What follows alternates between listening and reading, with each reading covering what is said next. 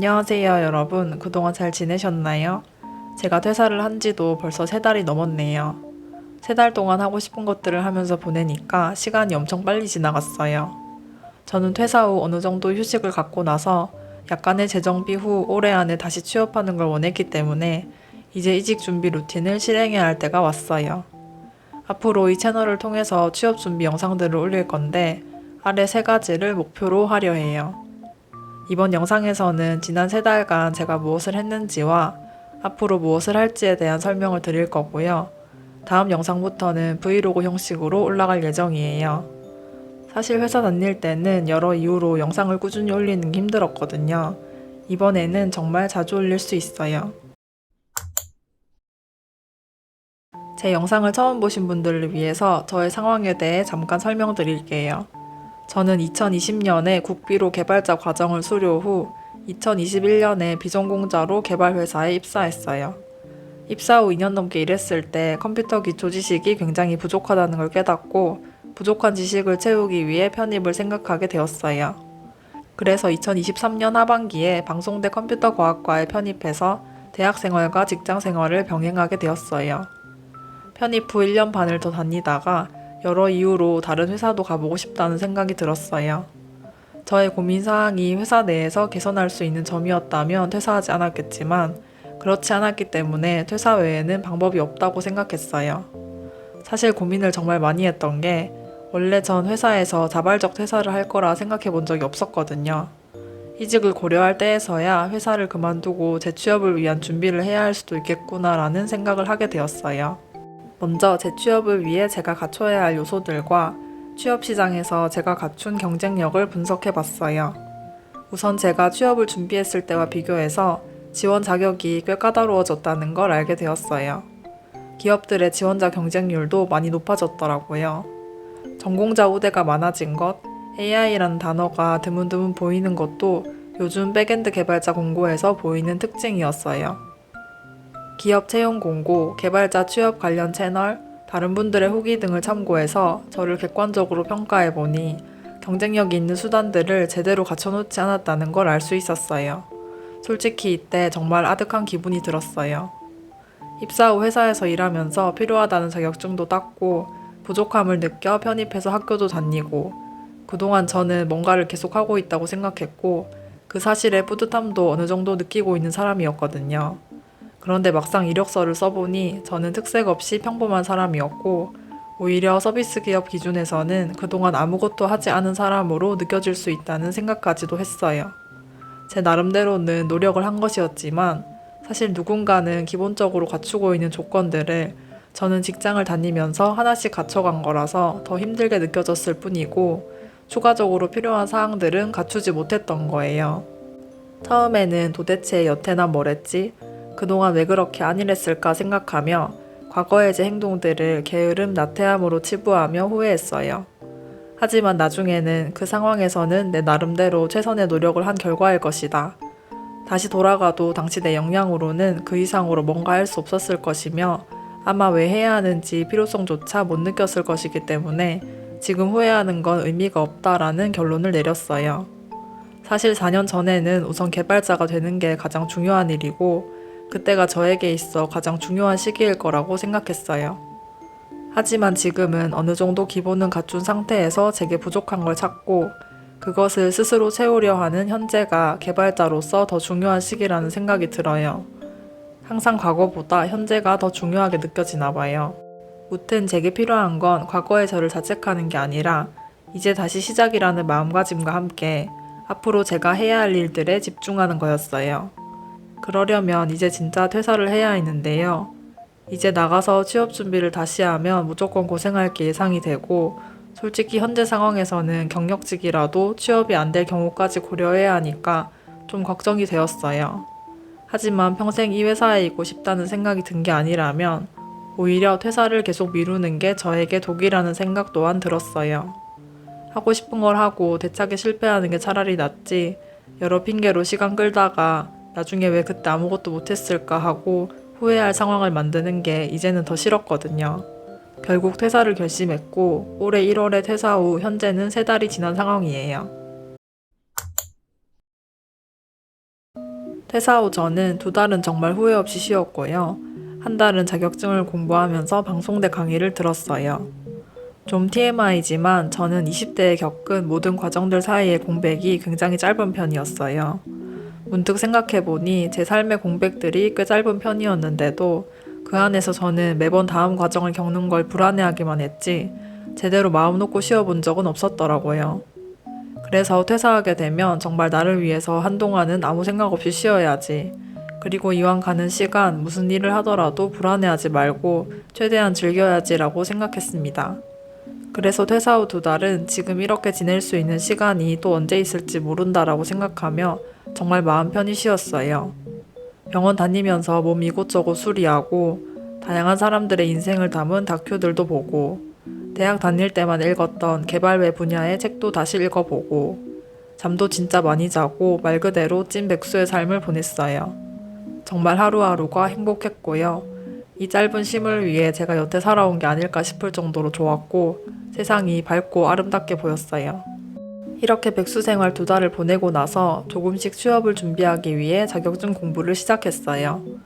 AWS에 관심은 있었지만 회사 일과는 전혀 연관이 없어서 나중에 공부해야겠다고 생각하고 있었는데 마침 지금 하면 좋을 것 같아서 1달간 공부했고 다행히 완전 턱걸이 점수로 취득했어요.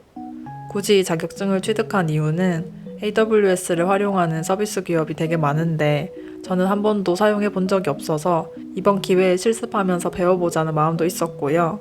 SI를 다닐 때 취득한 자격증들과는 다른 결의 자격증, 특히 클라우드 관련 자격증을 따고 싶어서인 이유도 있었어요. 사실 자격증 응시 비용이 20만 원이 넘는지라 한 번에 못 땄으면 돈이 아까웠을 것 같은데 잘 딴 것 같아요. 어려운 부분을 공부하면서 스트레스도 많이 받았지만 제가 퇴사를 하고 공부를 하는 거라 그런지 평소에 배워보고 싶었던 걸 공부한다는 사실에 좋았던 게 더 컸어요. 원래는 본격적인 취업을 위한 하루 공부 루틴을 정하고 도서관을 다니면서 정말 회사에 있던 시간만큼 루틴에 맞춰 공부하는 것도 목표 중 하나였는데요. 2, 3주 정도 진행해본 결과 사람이 정말 처음 의지와 다르게 나태해질 수 있구나라는 것을 깨달았어요. 처음에는 스스로의 의지로 도서관에 제 시간에 가는 것도 어려웠고요.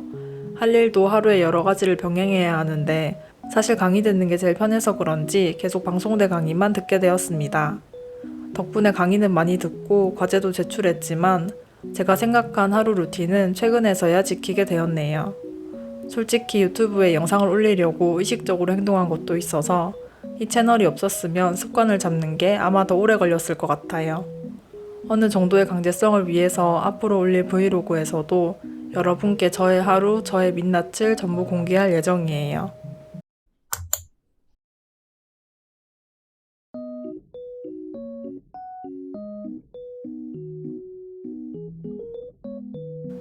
우선 가장 중요한 건 일찍 일어나는 거예요. 늦게 일어나면 계획한 것 중 몇 가지를 못하게 되고 무엇보다 밤낮이 바뀔 위험이 있어요.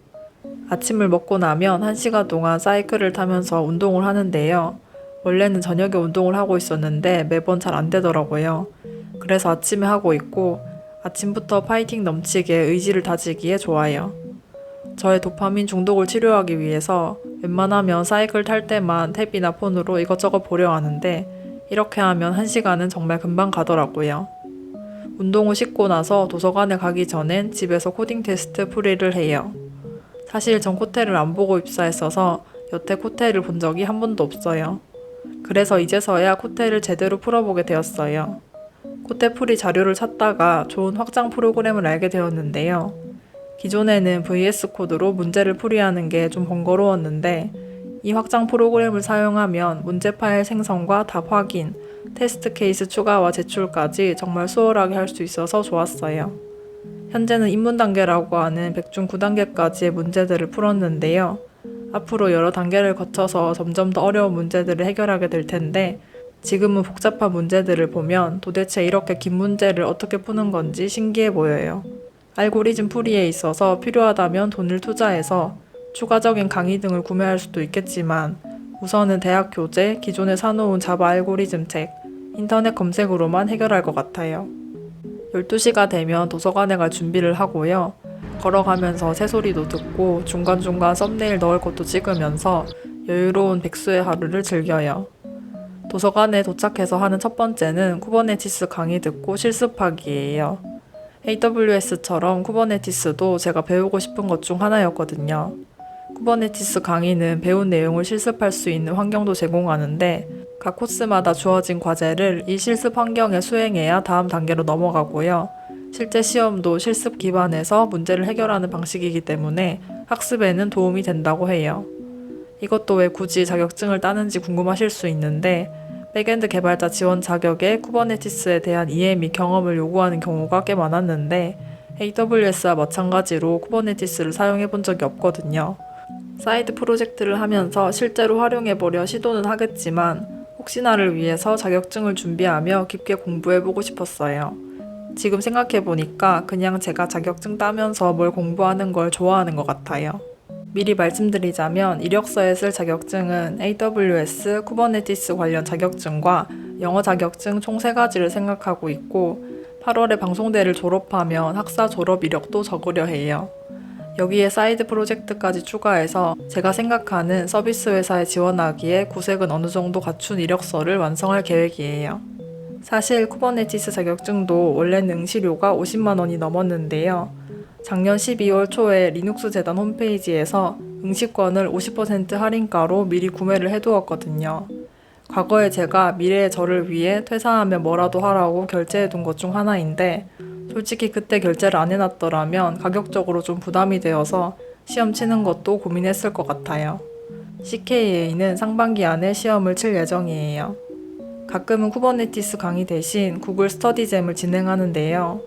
구글 스터디잼은 온라인으로 AI와 구글 클라우드를 자가 학습할 수 있는 프로그램이에요. 이 프로그램은 개발자 행사를 모아둔 사이트인 데브 이벤트를 둘러보다가 알게 되었어요. 스터디잼 등록 시 받은 크레딧을 사용해서 AI와 구글 클라우드 실습을 할 수 있는데 수업이 저에겐 굉장히 어려워요. 마찬가지로 백엔드 개발자 채용 공고에서 AI 기반 서비스를 개발하고 운영해본 경험 등 AI 경험을 요구하는 곳도 꽤 봤거든요. 제가 AI를 깊게 배우고 당장 서비스에 활용하기는 힘들 수 있지만 얕게라도 어떻게 쓰이는지 AI의 기본 원리라도 이해할 수 있다면 도움이 되지 않을까 싶어서 신청한 과정이에요. 사실 많은 시간을 여기에 투자할 순 없을 것 같고 주 1, 2회만 들으려고 해요. 다음은 사이드 프로젝트인데요. 가장 중요하지만 제가 몇 년간 계속 미뤘던 저의 아픈 손가락이에요. 전 영상에서 말씀드렸던 것처럼 예전 회사에서의 업무가 다양한 기능의 개발보다 도메인 지식 학습이 우선시될 때가 많았어서 스프링의 주 기능들은 입사 후에는 활용해볼 기회가 없었어요. 제가 퇴근 후에 사이드 프로젝트 등으로 따로 보완하면서 이런 부분들을 충족했어야 되는데 그렇게 하지 못했어요. 작더라도 무언가 만들면서 결과물을 냈어야 하는데 만들 자신이 없었는지 이론만 계속 공부했었네요. 이제는 정말 만들어가면서 배워야 하고 그렇게 해야 취업할 수 있을 것 같아요. 평소에 제가 정말 만들고 싶었던 것 중 하나인 주니어 개발자를 위한 정보 공유 플랫폼을 만들어 보기로 했어요.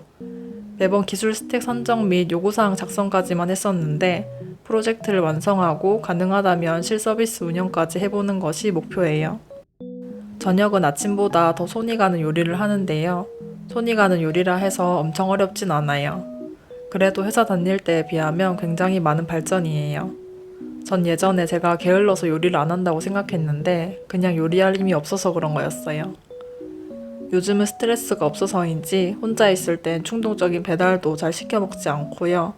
덕분에 점점 건강도 좋아지고 있어요. 저녁을 먹고 나선 주로 방송대 수업을 듣는데 솔직히 피곤해서 그냥 쉴 때가 많아요.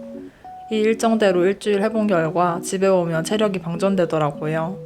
다행히 3, 4월에 쉴 때 강의를 최대한 많이 들으려 했어서 남은 강의들은 시간 날 때 듣고 이제 6월에 있을 기말고사 준비를 하면 될 것 같아요.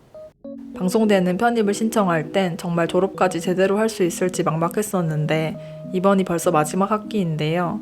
백수로 마지막 학기를 보낼 수 있어서 너무 행복해요. 혹시 누군가 제게 방송대 편입을 추천하냐고 물어보신다면 저는 정말 추천할 것 같아요. 회사를 다니면서 전공자이신 동료분들과 일할 때 저는 그분들과는 근본이 다르다라는 느낌을 항상 받았었거든요. 제가 입사할 땐 컴퓨터 관련 지식이 거의 없었기 때문에 동료분들께는 당연한 것들이 저에게는 생소하고 낯설고 당연한 게 아닌 경우가 많았어요. 물론 모르는 건 그때그때 배우면 된다고 해주셨지만 하나하나 배우기엔 넘어야 할 방대한 지식의 산들이 많았고 그 하나하나의 산이 꽤나 높은 느낌이었어요. 저는 동료분들이 사고하는 방식대로 제가 똑같이 생각할 수는 없어도 적어도 사고의 출발점이라도 같았으면 좋겠다고 생각했거든요. 현입해서 여러 전공 과목들을 배우면서 비로소 저도 그 출발점에 서게 된 느낌이었어요. 솔직히 정답까지 도출하기는 어려울 때가 많았지만 왜 동료분들이 그런 식으로 문제를 접근했는지는 조금씩 이해가 되기 시작했어요. 원래는 업무에 대한 설명을 가만히 듣고만 있던 제가 점점 다른 분들의 대화에도 참여하게 되고 제가 알고 있는 지식을 활용해서 여러 아이디어도 말씀드릴 수 있게 되었어요. 스스로 생각하지 않고 그냥 따라가는 사람이 아니라 동료분들과 주어진 문제를 함께 고민할 수 있는 사람이 될 수 있어서 좋았어요. 그래서 과정은 조금 힘들었지만 편입이 제게 정말 도움이 많이 되었고 단순히 이력서에 전공 한 줄 적는 것 이상의 의미를 주었다고 생각해요. 이렇게 방송대 강의까지 들으면 하루 일정이 끝이 나고요. 늦은 저녁과 주말은 쉬거나 취미 활동을 하면서 자유롭게 보내요. 빔 프로젝터로 넷플릭스 보기, 영상 편집, 뜨개질, 독서 등 정적인 취미가 주이고 그 외에는 사람들 만나고 맛있는 것들 먹으면서 여기저기 다녀요. 이렇게 제가 생각하는 이상적인 하루들로 평일을 보내려 노력하는데요. 전 확실히 정한 루틴을 지키는 행위에서 희열을 느끼는 것 같아요. 남들은 조금 답답하다고 생각할 수도 있는데 저는 이 과정이 너무 재밌어요. 고민 많이 하고 퇴사한 만큼 앞으로의 제가 잘 해냈으면 좋겠는데 시기가 시기인지라 걱정이 되는 건 어쩔 수 없네요. 솔직히 10년 뒤 미래, 사실 5년 뒤도 어떻게 될지 모르겠지만 일단은 걱정보다는 계획대로 하면서 당장 제가 할 수 있는 걸 하려고요. 정말 안 되면 그땐 미래를 위해서 다른 방안을 찾을 거고 그때는 이전까지의 경험들도 도움이 될 거라고 생각해요. 말씀드렸듯이 목표는 하반기 취업이고 앞으로 제가 준비해야 할 것과 하고 있는 일들을 전부 다 여기에 기록해 볼게요. 하고 싶은 컨텐츠가 많은데 하나씩 정말 다 해보고 싶네요. 특히 제가 4년 전부터 꾸준히 샀던 인프런 유데미 강의들 중에 좋았던 강의들은 후기를 남겨보고 싶고요. 후반에는 제가 한 활동들을 정리해서 다른 분께 멘토링도 받아보고 싶어요. 참사설도 길고 TMI도 많았는데 끝까지 봐주신 분들께 감사드리고요. 건강 잘 챙기시고 다음 영상에서 뵐게요. 영상 봐주셔서 정말 감사합니다. 안녕.